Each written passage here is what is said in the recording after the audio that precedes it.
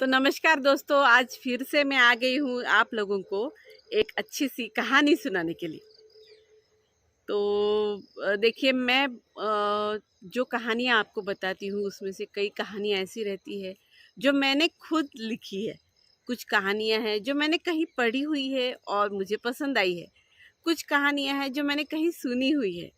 तो आज की एक कहानी है जो मैंने इंटरनेट से ली है और इसके लेखक के बारे में कुछ जानकारी मिली नहीं। और ये मूलतः मराठी कहानी है जो मैंने हिंदी में भाषांतरित की है।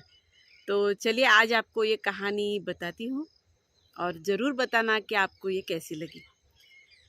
तो इस कहानी में एक आदमी है जो रोज़ सुबह सुबह घूमने के लिए निकलता है।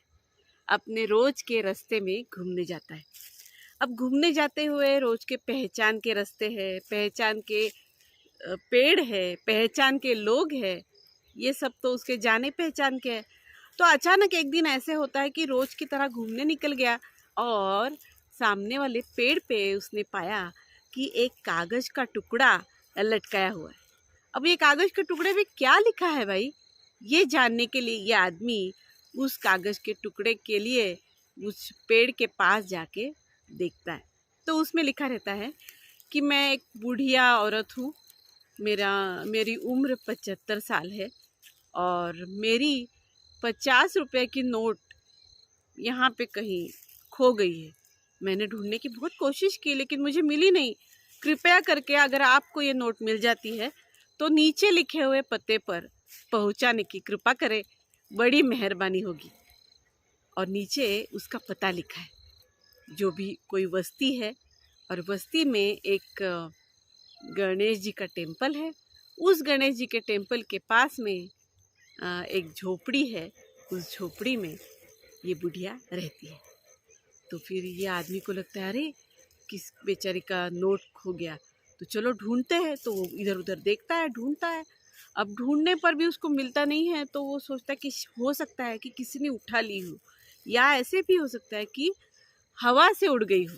अब क्या किया जाए, उसके मन में ख्याल आता है कि मेरे जेब में तो 50 रुपए की एक नोट है मेरी अपनी, क्यों ना वही नोट उस बुढ़िया तक मैं पहुंचाऊं।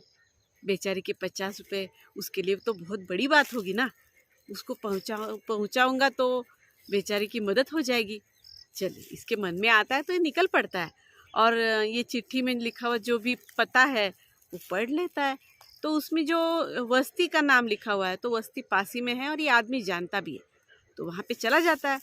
चला जाने के बाद वो बस्ती में लिखा हुआ है कि बस्ती में गणेश जी का टेम्पल है। तो इस मंदिर के पास ही आदमी जाता है। अब मंदिर के पास जाने के बाद इधर उधर खोजने लगता है तो जैसे लिखा होता है कि उसके बगल में एक झोपड़ी है, उस झोपड़ी तक पहुंच जाता है।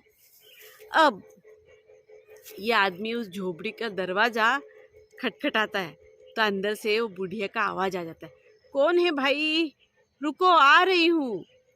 तो आवाज से पता चलता है कि ये बुढ़िया तो बहुत बूढ़ी है और बेचारी बहुत गरीब तो लग ही रही है, क्योंकि जिस तरह वो झोपड़ी में रह रही है वगैरह वगैरह। ठीक है, तो अंदर से बुढ़िया लड़खड़ाती हुई एक बुढ़िया दरवाज़ा खोलती है। अब देखिए, बहुत बूढ़ी होने के कारण बाल सफ़ेद है, आवाज़ में भी कंपन है। तो पूछती है कि भाई कौन हो तुम, किस लिए आए हो, क्या चाहते हो। तो ये आदमी बताता है कि देखिए, आपका ना लिखा हुआ चिट्ठी मैंने पढ़ लिया, पेपर इधर पेड़ के ऊपर लगा हुआ था, तो मुझे आपकी नोट मिल गई 50 रुपए की, तो वो लौटाने आए हो, लीजिए। ऐसे करके वो नोट देने लगता है। तो बुढ़िया बोलती है, हे भगवान, अरे भाई तुम ये नोट लाने वाले हो 40वें आदमी हो, जान जाओ कि वो चिट्ठी मैंने नहीं लिखी। देखो भाई, ना मैं कहीं जा सकती हूँ क्योंकि मैं बहुत बूढ़ी हूँ, बाहर अकेली जा ही नहीं सकती हूँ।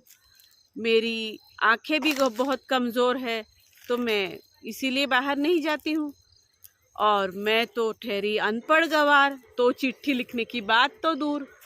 मुझे पता नहीं किसी ने तो ये शरारत की है। अब ये तुम तो सुबह से 40वें आदमी हो, तुम्हारे पहले 39 लोग यहाँ आके गए और मुझे पैसा दे के गए।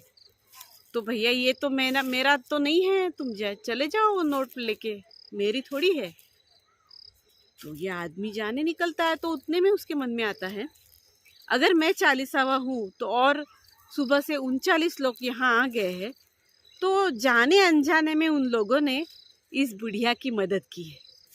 तो ये जो 50 रुपए की नोट है, हमारे लिए तो 50 रुपए है, लेकिन सब ने मिलके जो पैसा पास जमा हो जाएगा तो जरूर उसको इसकी मदद ही होगी ना।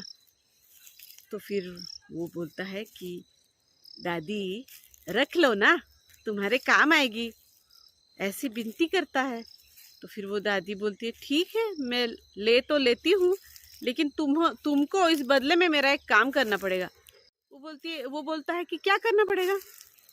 तो दादी बोलती है कि देखो, जिस पेड़ पे लटका हुआ ये कागज का टुकड़ा तुमने देखा था, वो तुम निकाल दो। पता नहीं किसने शरारत करके ये लिख के रखा हुआ है, तो ना मेरी कोई नोट खोई है ना कुछ, तो क्यों ऐसे अच्छा नहीं लगता है, तुम ये निकाल दो। तो वो आदमी मान जाता है और निकल पड़ता है और उस रास्ते से जाता है और उस नोट तक पहुंच जाता है। पहुंचने के बाद अब वो जो उस चिट्ठी तक पहुंचता है, निकालने ही वाला है वो पेपर का टुकड़ा, तब उसके मन में ख्याल आता है, अगर मैं 40वां हूँ तो मेरे बाद भी कई लोग आएंगे, वो भी कई पैसे उनको बुढ़िया को दे देंगे। तो जाने अनजाने में ये मदद का एक झरना शुरू हो गया है, तो क्यों ना इस झरने को आगे इसी तरह रखा जाए। मैं कौन होता हूँ इस झरने को बीच में तोड़ने वाला। तो ये मन में सोचता है और वो निकल जाता है। तो दोस्तों, ये जो मदद का झरना है, एक तरह से इंसानियत का झरना ऐसे ही बहते रहता है और बहते जाता है। तो हम लोगों के मन में बहुत बार ख्याल आता है कि इंसानियत ख़त्म होगी, लेकिन ऐसी बात नहीं है। हमारे अनजाने में कई जगह पे ऐसी इंसानियत के झरने शुरू है, खाली हम इस चीज़ों को जानते नहीं है बस। तो हम लोगों को भी चाहिए कि कहीं ना कहीं इस तरह का इंसानियत का झरना शुरू रखें और इसके भागीदार हम भी बने। तो कैसे लगी आपको आज की कहानी?